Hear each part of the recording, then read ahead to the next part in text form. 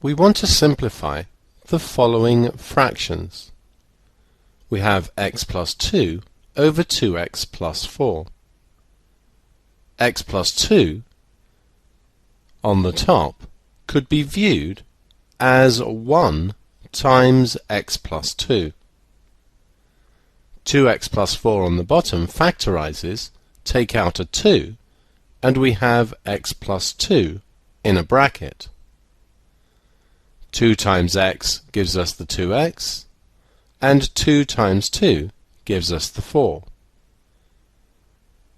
We can now cancel the x plus 2's, leaving us with 1/2. We now have 3 times p plus q divided by 6p. A common mistake I see made in this situation is for people to cancel p's, but this would be wrong.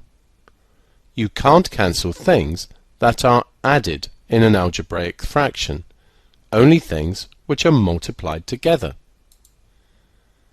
If we look closely at this again, we have 3 times p plus q. The p plus q being in a bracket is counted as a single quantity. 6p can be written as 3 times 2 times p.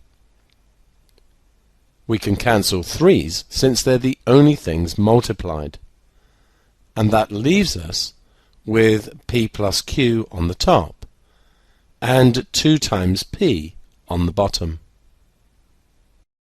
Let's just look at this one again, just to make the situation clearer. We have 1 times x plus 2 over 2 times x plus 2. The x plus 2, you'll note, is in a bracket. Because it's in a bracket, we can count it as a single quantity. It's just like having 1 times a over 2 times a. The a's can be cancelled here, so the x plus 2's can be cancelled here, provided they're just multiplied by something on the top and on the bottom. So if we look at this situation, we have 3 times x plus y and x plus y times x minus y. Quantities in brackets are considered as single letters, so the x plus y's here can be cancelled. We're left with 3 on the top and x minus y on the bottom. Now looking at this one, we can factorize the bottom. The top is 4 times a times b. There's a common factor of a on the bottom, so we get a, open bracket, a minus 1.